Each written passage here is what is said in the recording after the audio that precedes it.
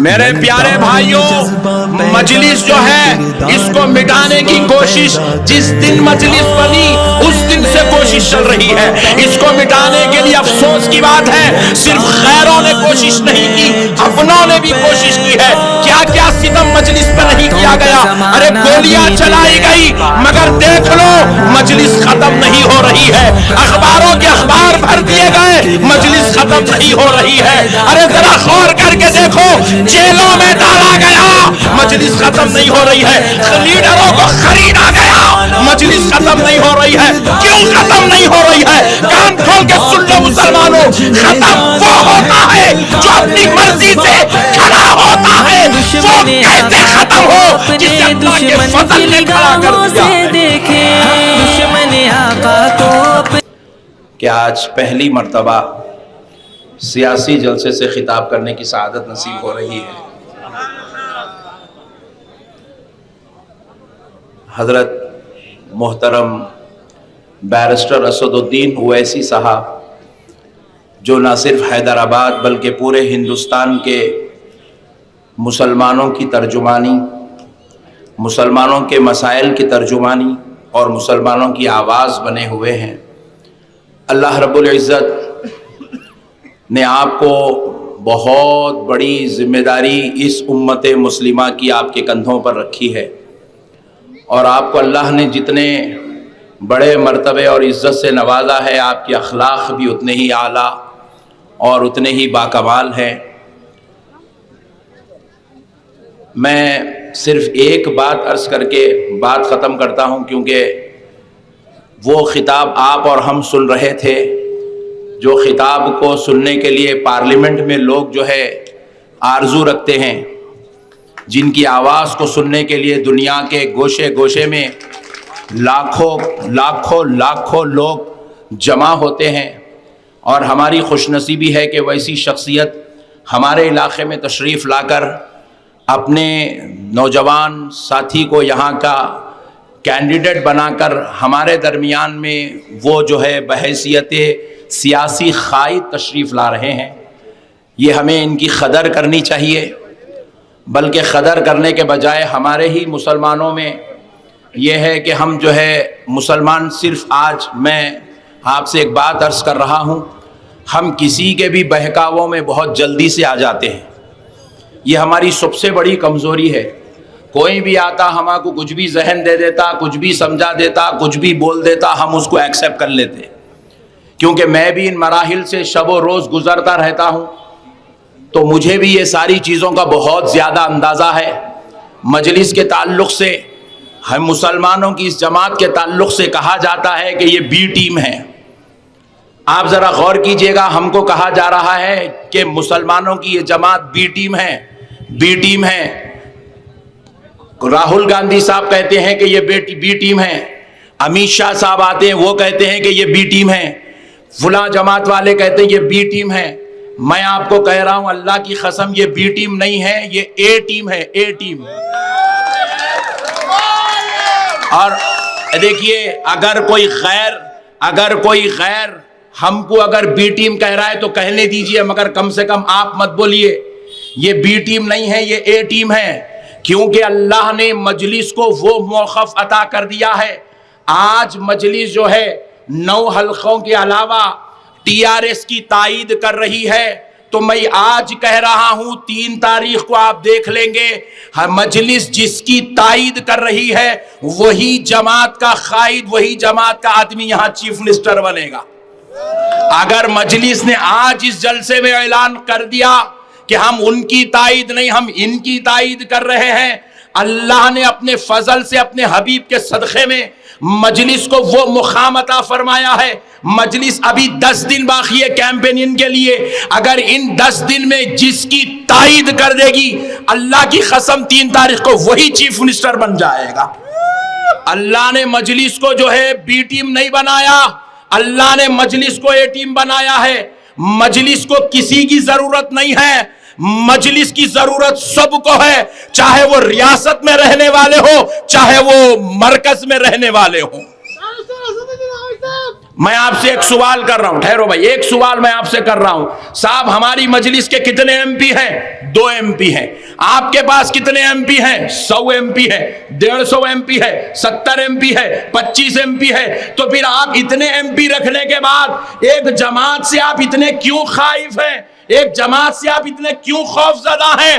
آپ کا خوف بتلا رہا ہے آپ 100 کی تعداد میں رہ کر آپ وہ مقام نہیں بنا سکے۔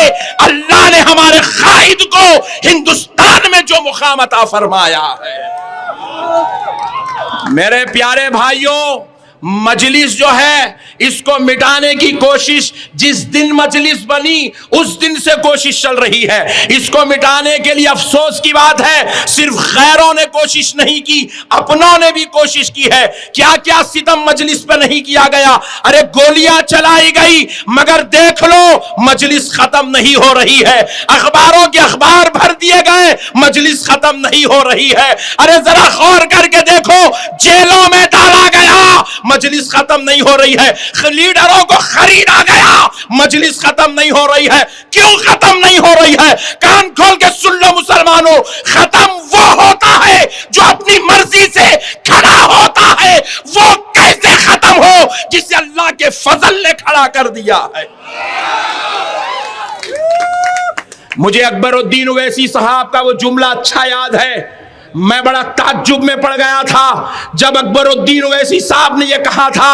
حالانکہ ہماری نظر میں کیا ہے، اکبر الدین اویسی صاحب ایک جو ہے علاقے کے لیڈر ہے، ایک جو ہے کانسٹیٹنسی کے ممبر ہیں، چندران گٹا کے ایک ایم ایل اے کا نام اکبر الدین اویسی ہے، مگر ان کی زبان سے یہ جملے نکلے تھے کہ تو کانگریس کی آخری کرن ہے۔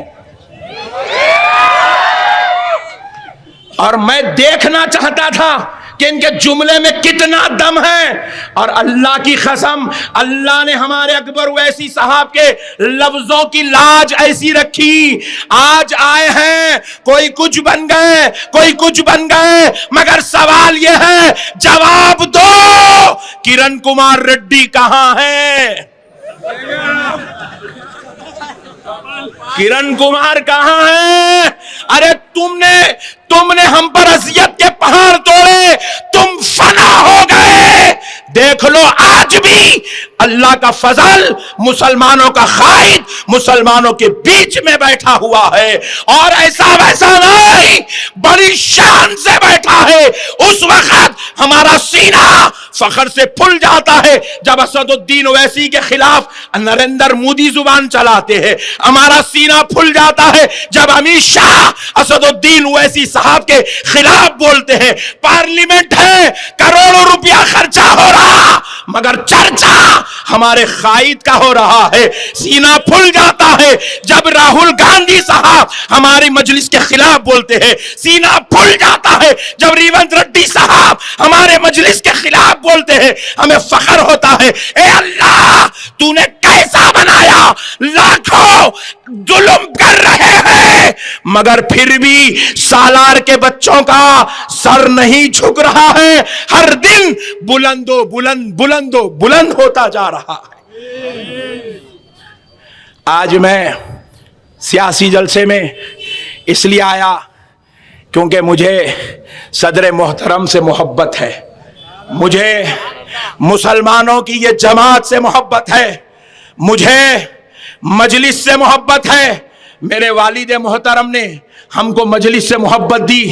بس ایک بات کہہ کے بات ختم کر دیتا ہوں، ہم اتنے غریب تھے، ہم اخبار نہیں خرید سکتے تھے، تو میرے والد محترم اپنے پڑوسی کو محبت سے رکھتے تھے، ٹینشن ہونے نہیں دیتے تھے۔ حالانکہ وہ بڑا کراک آدمی تھا۔ ہم نے پوچھا بابا انہیں اتنے ظلم کرتا بیچارہ، آپ اس کے ساتھ کئی کو ایسا کرتے؟ بولے میاں اس کا صبح میں اخبار آتا، وہ اخبار پڑھنے کا رہتا میرے کو۔ مگر آپ یقین مانیے، اللہ گواہ ہے، جب وہی اخبار والوں نے مجلس کے خلاف لکھنا شروع کیا، والد محترم نے اخبار پڑھنا چھوڑ دیا۔ بولے ایسا اخبار مجھے نہیں پڑھنا ہے جس میں ہماری جماعت کے خلاف لکھا جاتا ہو۔ تو ہم ایسوں کے بیٹے ہیں، تو ہم اس مجلس کے ساتھ نعوذ باللہ کبھی ہم اس کا ساتھ نہیں چھوڑ سکتے، کبھی ہم اس سے دور نہیں جا سکتے۔ یہ جماعت یہ جماعت یہ صرف دارالسلام میں رہنے والے قائدین کی جماعت نہیں، یہ ہر کلمہ پڑھنے والے کی جماعت ہے، ہر یا رسول اللہ کہنے والے کی جماعت ہے، یہ ہر اذان سننے والے کی جماعت ہے، یہ ہر مسجد کو آنے والے مسلمان کی جماعت ہے۔ اور میں آپ سے عرض کر رہا ہوں کہ آپ ہمارے قائد نے ہمارے راشد صاحب کو ہمارے علاقے سے یہاں پر کھڑا کیا ہے، یہاں پر کھڑا کیا ہے، آپ منتخب کر دیجئے، جو ہونا ہے دارالسلام ہمارا گھر ہے، جا کے ضد کر کے لے لیں گے، آپ اس کے معاملے میں بے فکر رہیے۔ اللہ تعالیٰ اپنے حبیب کے صدقے میں کل بھی ان کو آباد رکھا، آج بھی ان کو آباد رکھے گا انشاءاللہ۔ آپ دیکھتے جاؤ قیامت تک مجلس اتحاد المسلمین آباد رہے گی۔ وما علینا۔ حضرت مولانا احمد نقشبندی صاحب کا شکر گزار ہوں کہ انہوں نے ہمارے اس جلسے میں شرکت کی اور انہوں نے اپنے جذبات کو، اپنی مجلس سے محبت کو اپنے الفاظ سے ہم تمام کے سامنے اس جذبات کو اور محبت کو رکھا۔ میں اللہ سے دعا کرتا ہوں کہ اللہ سبحانہ و تعالی مولانا احمد نقشبندی صاحب کو اللہ صحت دے، اور یہ جو کام کر رہے ہیں اللہ اس میں ان کو اور برکت عطا فرمائے۔ لوگ مولانا احمد نقشبندی صاحب کو ان کی تقریر سے جانتے ہیں، مگر کبھی آپ کو موقع ملا تو ان کی قرآن کی قرات بھی سنوا، بہت زبردست۔ میں سنا ہوں، لوگ مجھے سنائے تھے تو میں سنا، اور بڑی ہی متاثر کن قرات مولانا احمد نقشبندی صاحب کی ہوتی ہے۔ میں اور کچھ بولنا چاہتا تھا مگر کیونکہ یہ ایک انتخابی جلسہ ہے، ضابطے اخلاق کو مد نظر رکھ کے مجھے بولنا پڑتا ہے، مگر میں ان کا بہت شکر گزار ہوں کہ آج آپ آئے اور آپ نے اس جلسے کے ذریعے سے جوبلی ہلز کے عوام کو ایک پیغام دیا ہے کہ مجلس کے امیدوار کو کامیاب کیا جائے، اور یقیناً یہ ہمارے لیے بڑے قدر کی بات ہے کہ آپ اپنا قیمتی وقت نکال کر آئے۔ آج آپ کے پاس خانقاہ میں جمعے کی محفل چل رہی تھی اور اس کے باوجود بھی آپ یہاں پر تشریف لائے۔ مولانا آپ کا بہت شکریہ کہ آپ آئے، اور انشاءاللہ تعالی مجھے یقین ہے کہ آپ نے اپنے مرحوم والد کا ذکر کیا ہے کہ وہ کس طریقے سے مجلس اتحاد المسلمین سے بے انتہا محبت کرتے تھے۔ اللہ سے دعا ہے کہ اللہ سبحانہ و تعالی آپ کے مرحوم والد کی مغفرت فرمائے۔